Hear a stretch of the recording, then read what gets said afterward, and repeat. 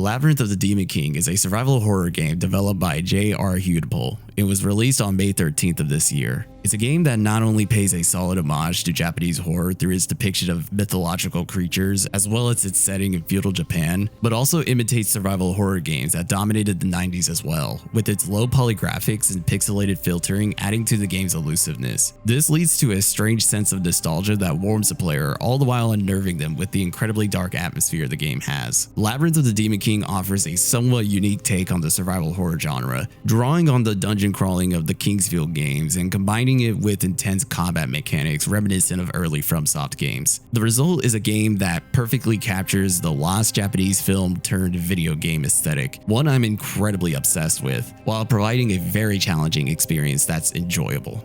The story of the game takes place in a reinterpretation of feudal Japan, where mythical creatures roam the real world. You play as a foot soldier who is dead set on revenge after your lord was led into an ambush with your clan and was slain by the Demon King himself. You set out to explore the Japanese castle occupied by the Demon King, confronting the countless horrors that dwell in each of the castle's 4 towers. These towers are modeled after 4 of the 8 great hells in Buddhism, each of which has its various methods of torture and punishment. The towers of repetition, lamentation, crushing assembly, and no interval. In these towers are bosses known as wardens, defeating which will reward you with a wooden coin. These coins are used to reach the Tower of No Interval, the game's final location, which, after collecting all 4, will lead you to the Demon King himself. The rest of the lore is explained in notes and conversations with NPCs.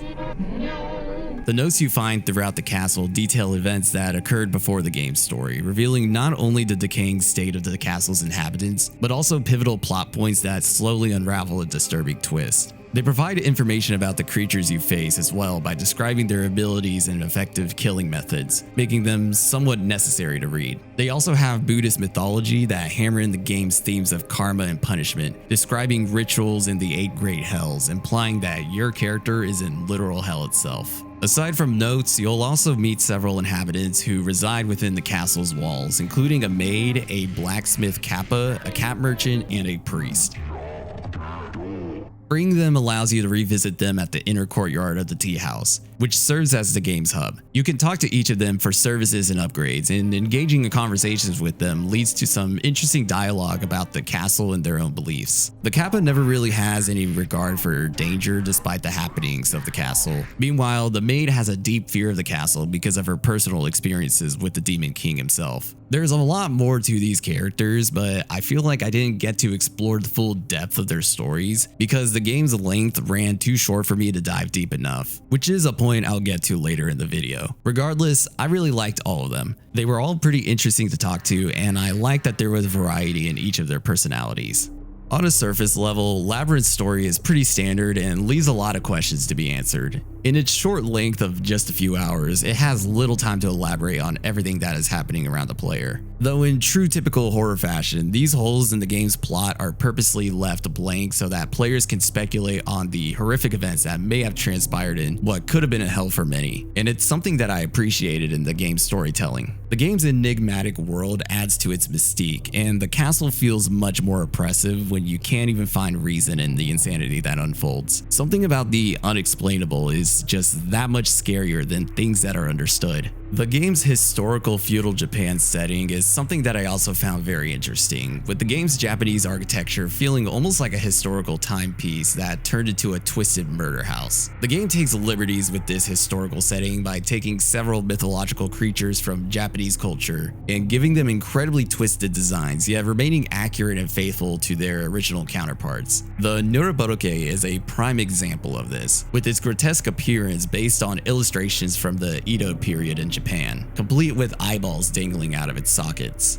The Nurobo is a very important enemy in Labyrinth, not just mechanically but lore-wise too. It is a vengeful spirit that preys on those who mistreat or leave its shrine open. The Nurobo's origins from Buddhism also show that these mythological creatures have a purpose in the game's world, holding relevance to the game's themes of punishment, religion, and mythology. Another example would be the Fury. Unlike most creatures in the game, the Fury is rooted in Chinese mythology and is more commonly known as the Fengli. They're a subspecies of tanuki and are nocturnal creatures that feed on fruits or spiders. However, in this game, they become bloodthirsty carnivores, and the only way to kill them is by blunt force trauma to the head, as their skin is indestructible and can withstand slashes and flames. The blend of folklore and grotesque imagination in the memos keeps the world from ever feeling safe or predictable. The fusion of cultural horror, minimalist storytelling, and chilling monster designs creates this world that I absolutely loved learning about, and I think it's a treat getting to explore it. Labyrinth of the Demon King roots itself not only in Japanese horror, but survival horror as well, with an emphasis on exploration, resource management, and level design. Most of this game is spent wandering around the corridors of each tower within the castle, searching for key items that unlock your way forward, as well as searching for resources in boxes and cabinets, and fighting enemies left and right. The game is divided into 4 distinct towers, each with its own environment and monster set. You will encounter various puzzles in the game that come with riddles. The puzzles are not complicated, and often the answer is hidden in the text, such as the statue puzzle in the Tower of Repetition, which has the order of which statues to turn written blatantly in all caps. The relevance of these puzzles in the game itself is open to interpretation, much like other aspects of the game, but I personally believe that they have something to do with punishment and redemption, as those themes hold heavy relevance to the game's plot and apply to the puzzle's riddles as well. The game's complexity is minimal, involving little more than reading a short memo and combining a few items, adding a bit of brain work to the mix to prevent it from feeling like a straight hack and slash all the way through. The level progression in Labyrinth mirrors the cycle of tedious backtracking and door checking established by classic titles like Resident Evil and Silent Hill. Yet the level design in the game might be a bit more complex than what most survival horror fans are used to. Some areas like the Tower of Crushing Assembly act as a literal labyrinth, with its locked doors and narrow pathways covering the whole first floor. Also, the Tower of Lamentation is all about running back and forth between the control room and the flooded rooms that you drain in the control room before pedaling back to the control room and repeating the process over and over. Backtracking can be a little exhausting, with enemies respawning about each time you enter a room. Despite this, levels themselves seem to be consciously designed with this in mind, as there are different shortcuts you can unlock as you progress further through the towers. But the biggest challenge with this predicament is the Nurobo that stalks the player throughout half of the game. The Nurobo is a relentless pursuer in Labyrinth, reminiscent of the iconic Mr. X in Resident Evil, capable of appearing at any moment, anywhere you go. You'll encounter the Nurobo for the first time after taking the statue from the Butsudan. This will spawn the Nurobo, which will begin its pursuit. It's unkillable, and your only option is to avoid it. While the Nurobo is intimidating at first, it very quickly becomes a mild nuisance, as it takes up a large amount of space in the hallways and mostly serves as an obstacle for the player. Eventually, the sound cue itself was enough to fill me with dread and annoyance.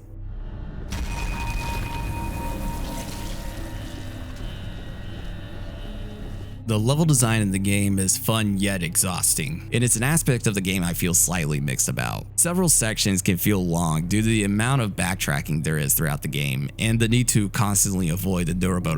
It really wouldn't be that bad if the Nurobo didn't spawn so often and wasn't difficult to avoid in tight hallways. Overall though, I think the levels themselves stand fairly well among other aspects in the game. With that being said, the exploration in the game takes up quite a bit of resources. Like I mentioned before, enemies do respawn just about every time you enter a new area. Thankfully, you're greatly rewarded with consumables like sake and mushrooms, as well as money for your observational skills in breaking boxes, which may or may not contain poisonous worms at times.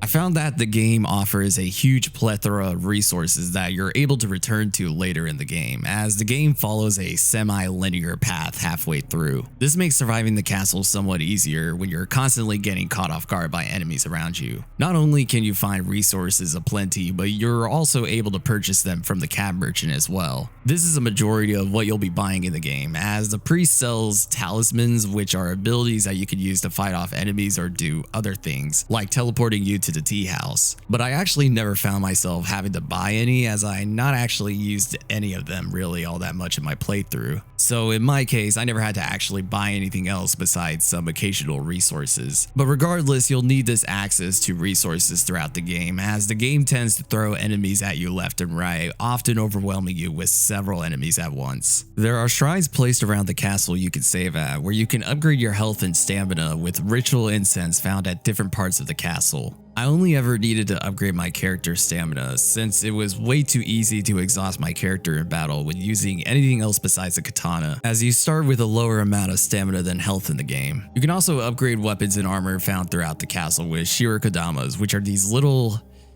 things that you use to upgrade your weapons by numbered tiers, kind of like Dark Souls once you rescue the Kappa. The game doesn't leave you with much shirakodamas to work with just enough place throughout the game to fully upgrade one weapon, as well as one other piece of equipment once. So you're better off choosing a weapon you like and sticking with upgrading just that one the whole playthrough. You're also allowed to combine your starter katana, which starts cut in half, with another katana to make a more powerful variant of the two. I ended up missing this feature until the very end of the game, and I decided to use the very last katana in the game. The result was a brand new katana with impressive stats, though I had already upgraded my Great Dao to level 4, which dealt way more damage than the newly crafted katana. So I ended up not using the katana altogether. I didn't have the shirakodamas to make it useful, though I'm sure if you were to save your upgrades for it, it'd be a viable weapon to use. There just wasn't enough of an incentive in the game for me to restart to try it out, something I'll get into later.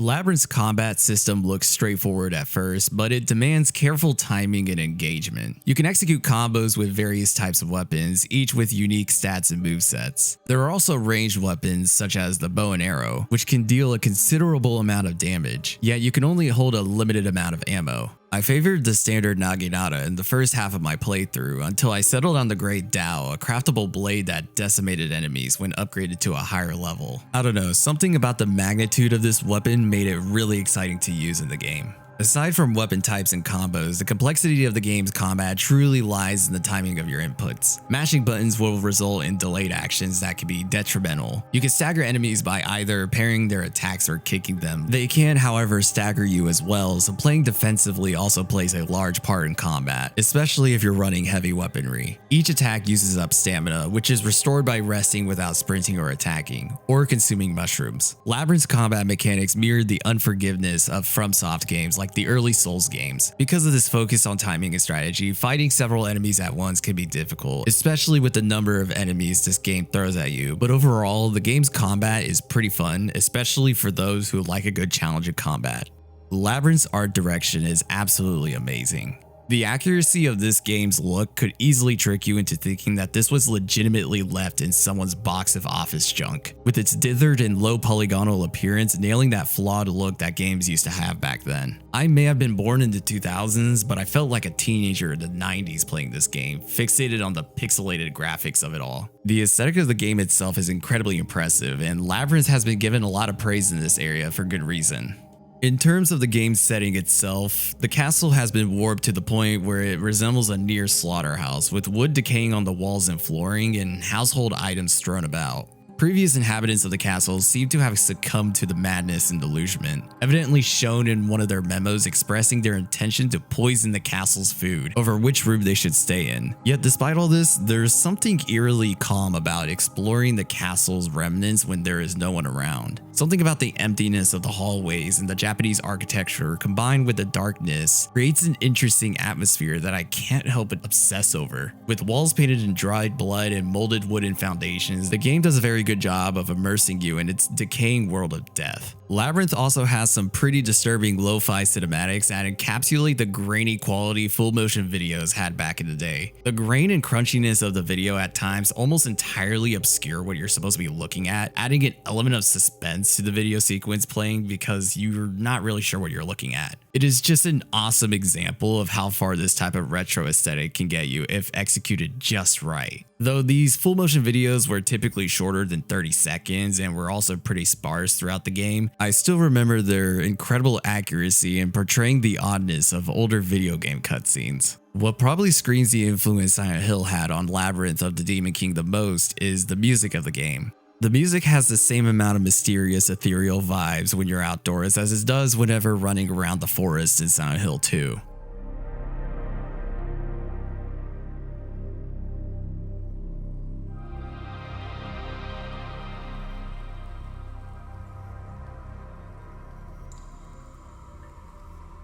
Same with how sinister it can sound when exploring the dark corridors of the castle.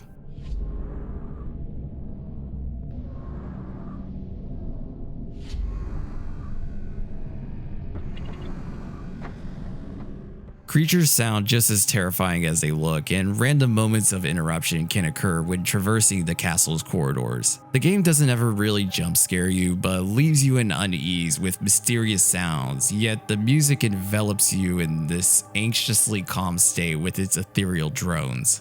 Labyrinth of the Demon King, however, isn't without its problems, with many of the game's flaws being attributed to the game's combat and replayability. The game's combat is paced much slower than most games that focus on precise inputs, with the game punishing you brutally for misinputs. Don't get me wrong, the game's combat is pretty engaging, but the sluggish movement of the game and the incredibly stiff timing undermine the game's combat, making some encounters feel more punishing than fair. Combating several enemies is extremely difficult, often leading to a frustrating experience where you easily feel outnumbered when facing more than one or two enemies. It's not a deal breaker for sure, but it's something to consider when it comes to the difficulty of the game's combat. In addition to that, many of the weapons you start with are pretty weak, and later parts of the game essentially require you to step in with some upgraded gear, as enemies will grow tougher in later parts of the game. With the limited amount of Shirakodama you obtain throughout the game and the game's overall length, your options for upgrading weapons are extremely limited without doing repeat playthroughs. However, the game so far doesn't offer any incentive for replayability aside from this, so I hadn't found myself wanting to dive back into the game after beating it the first time. Just about everything you find in your first playthrough so far is pretty much all there is in the game.